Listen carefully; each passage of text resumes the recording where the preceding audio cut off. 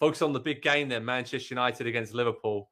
My word, what a huge match this always is. But this feels massive in this season, in this kind of narrative of where Man United are at, where Liverpool's at.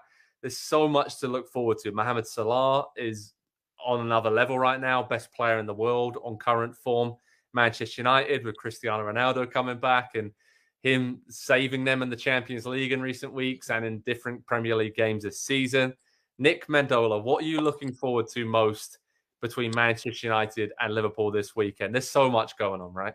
Yeah, first and foremost, Ronaldo against Van Dijk. I know there are more players involved in that matchup, but with this rivalry, it's hard to look at that. And then also Mohamed Salah has just been so wonderful this season, and he's been electric. And without Varane in there, I just think that this has Liverpool written all over it, which is exactly why United's going to win.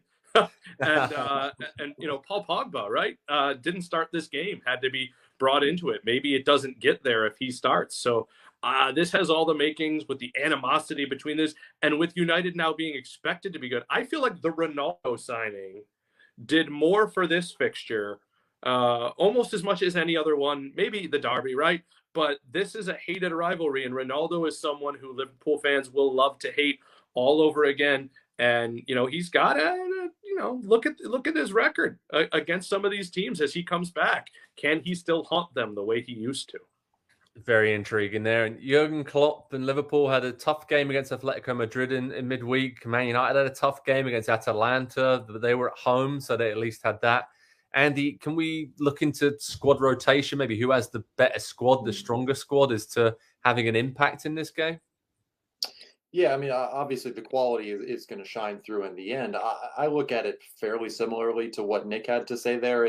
I see this game slanting towards Liverpool, and the big difference being, and when you compare what we just got done watching with Manchester United versus Atalanta, is when Liverpool get ahead of you, they will not take their foot off the gas. They will not ease up at halftime the way that Atalanta did. They will not let you back into the game. They will try to beat you 5-0 at Old Trafford this weekend. If they can get a goal or two up, they will continue to push for more and more and more. I think Jurgen has done a pretty good job of getting a little bit of rotation in recent weeks. We've seen the midfield particularly where they're a little bit more, shall we say, advanced in age at this point of their careers, talking about Jordan Henderson, even Fabinho, who's had some injuries as well. He's done a good job of getting players minutes to stay fit and sharp, but also getting them stints where they're out of the team as well. And because knowing players are going on international duty and coming back, I just feel like Klopp is operating from a position of power right now, where he's obviously got a team that's in very good form. They're sitting right there towards the top of the table. And Manchester United, the results are going against them. It feels like desperation time from them.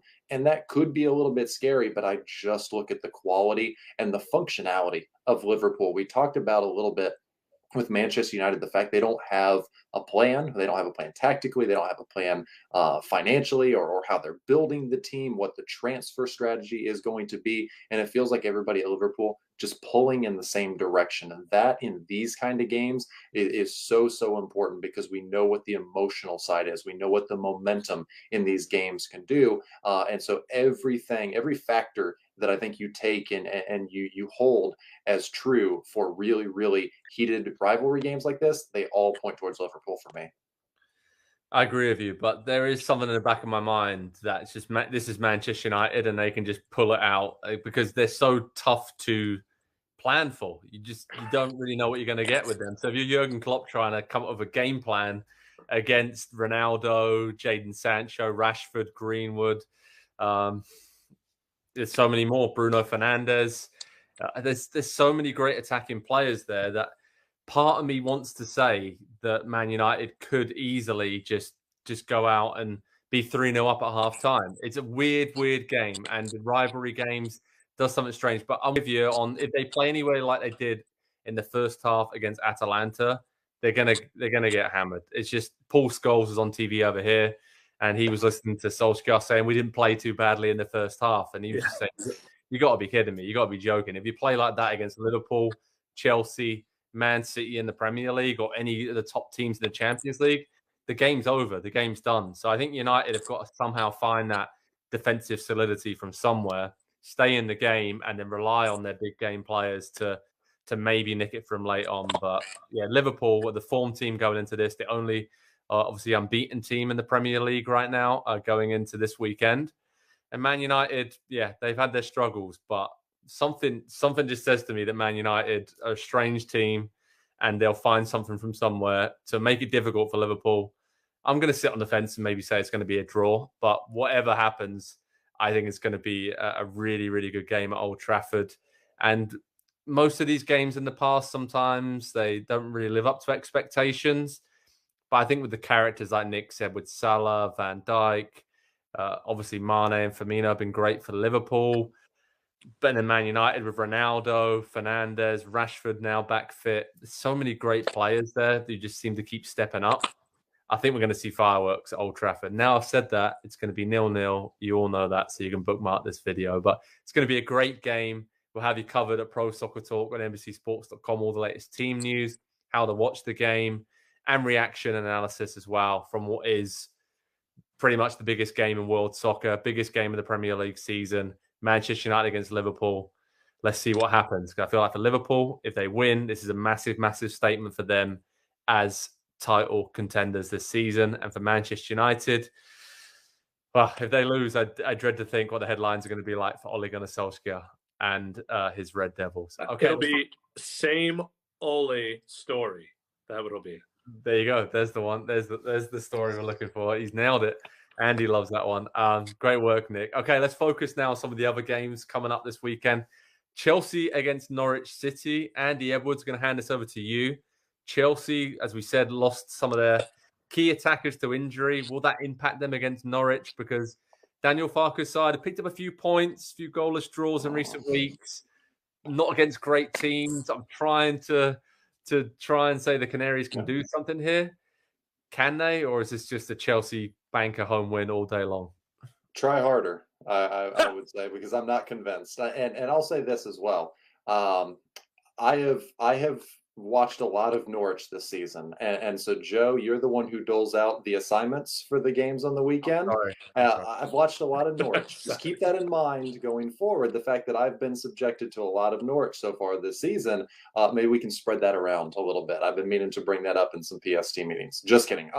No, I don't see any way that Norwich can cause Chelsea any trouble in this game. Even the injuries that Chelsea are dealing with up top, the fact that you have Kai Havertz in that team, who is very versatile and can play in a number of different positions. He's got the size and the strength and the game as well, the skill, I think, to replicate that spot for a few games against the teams that Chelsea have coming up, beginning with Norwich this weekend. I don't see any way that Norwich can get the ball in the back of the net, let alone past midfield against this Chelsea team, the way that they work defensively as a unit. And that's the number one thing. And I think if you watch this game this weekend, that will stick out more than anything. Chelsea, a complete team of players working together, and Norwich just like a bunch of individuals who are trying to showcase their self in the Premier League for one season, because they know they're going to need to move away from Norwich to stay in the Premier League next year. Yeah, tough to see US men's national team striker Josh Sargent as well, rounding the goalkeeper against Brighton last time out, open goal, and then just a daisy cutter, a P-roller, whatever you want to call it, just towards goal, and was never, ever going to make the goal line, I think, let alone the back of the net. So kind of showed the confidence, I think, amongst the Norwich City squad that they feel like they're not going to score goals, they're not going to create chances. So it's been tough, but we'll be interested to see how Chelsea do without Lukaku and Werner, because they look like they're going to be out injured for that game, and see if Havertz, Mount, and others step up. Nick Mendola, your Brighton and Hove Albion boys host Manchester City. Probably the game of the season for the soccer purists, right? These two teams play lovely football. You got Potterball against Guardiola. This is going to be a good one down at the Amex. What are you looking forward to as I say, the fourth place team hosts the third place team in the Premier League table? Listen, I'm just realizing right now that I'm starting to become Graham Potter with my beard. And, we get to talk about the mighty Seagulls. I'm very excited about this. I love watching them play. What's blown my mind about Brighton, before we get to the magnificence that is Man City, they've allowed 2 goals in their last 6 games. They've shut out Brentford. They've shut out Arsenal. They're still not scoring. They still need better than Mopé up front. Not that he's a bad player, but if they want to take the next step, they need a better finisher. But they sold Ben White, who's a very good player, and they're still shutting people down. Shane Duffy, went to Celtic and didn't look like a Scottish Premiership level player, and has come back, has been very good. Lewis Dunk, the the South's James Tarkowski. I really like them. I think this is probably a bridge too far, and I think Man City is ready to roll. I say this with great respect to the mighty Seagulls of Brighton and Hove Albion, but I think this goes poorly for them at the late window with all the eyes of the world on them. Maybe 3-0. 3-0 seems right. Wow. Yeah, I mean, Man City have looked pretty good in recent weeks, to be fair to them. The rotation, having Sterling and Gabriel Jesus and a lot of great attacking players just waiting in the wings. I mean, yeah, I feel like they're going to clip the Seagulls' wings this weekend. Let's see what they do. But Guardiola loves Graham Potter, as we all do. So there's going to be a lot of respect on the sidelines there. I'm just going to throw this out there. When Guardiola one day leaves Man City, I wouldn't be surprised if he has a whisper in the ear of the Man City hierarchy and says Potter would be a good replacement. He plays the same way that we do. It's a bit left field. Maybe you need someone with more experience, but it would be a very, very good stylistic replacement for Pep Guardiola when that day comes. Okay, West Ham United against Tottenham Hotspur. Big London derby. I'm going to focus on that. Is this an upset if I say that the Hammers are favourites and will probably win this? Probably. Wow. Right? But I've been that impressed with them early in the season. I thought they were going to tail off. They've had the Europa League to contend with, small squad. But Declan Rice, I mean, he's putting in Roy Keane-esque performances, dominating from midfield, linking midfield and attack, driving runs. His passing is sensational. I mean, he doesn't really even need to add goals to his game. Roy Keane was never a prolific goal scorer, but I think he's genuinely the best box-to-box central midfielder in the Premier League. Whoa. And it's not even close. I think it's not even close because he does everything. I watched him against Everton last time out. He controlled and dictated the tempo of that game 100%. And I think he's got levels to go to where he can go to. He's still very young. He's captain in West Ham. I think he's the main reason they finished in the top 6 last season. He'll end up at Chelsea, Man United, Liverpool, Man City. He'll end up at one of the top 4 teams. West Ham fans won't thank me for saying that, but that's where his trajectory has taken him if he doesn't take West Ham to the top 4. And I just think Tottenham... Yeah, Harry Kane, Son, they're doing the business going forward. Going back the other way, I mean, they conceded twice against Newcastle, could have conceded a couple more. Defensively, I just worry about Tottenham a bit. Andy, you're pulling a few funny faces over there. Do you agree with this with Tottenham? West Ham, I think, are pretty good and somehow underrated, given what they did last season. So I'm big on the Hammers. I don't know if you guys noticed that. No, rightly so. They've been good this season. They're fun. They have an identity, and that's something that Tottenham right now under Nuno still trying to figure that out. And so I think for this weekend, if West Ham come out on top, it wouldn't shock. I don't think it would be a massive upset. I also don't think that it would be the changing of the guard that a lot of people will try to make it out to be if you just look at where the two clubs are with their respective managers in their tenures and the setup and just the structure that's in place there. They're in different spots. So squad-wise, I still wouldn't take West Ham if you're just talking, give me a squad to start, to build a club around. I'd start an 11. I don't know. It's closer than it should be. Nick, you had a lot of comments there in the background. You got anything to add on this game? Yeah, I mean, I love that you like the British N'Golo Kante, but there's still N'Golo Kante around. I mean, that was the only reason. I think Rice is great, but when you said that, I'm like, what about this guy who should have a Ballon d'Or? You see, I don't class and can't go box to box. Okay. Box. That's the way I'm getting out of that. So anybody in the comment section, box to box, number 8. All right. Yuri Tielemans is in that conversation with Declan Rice as well. Obviously Henderson is sensational on his day as well. Can't think of too many others right now. No, Rice is great. He's great. But yeah, he's good. I just think Tottenham, I like Tottenham in this match, except for the fact that they're coming back from the Netherlands and West Ham is at home to Genk. So I think that's a little bit of an ask. But again, I think Harry Kane might be finding himself a little bit. He looked like more of himself. Granted, it was against Newcastle, but maybe he's finally into more of a comfort zone.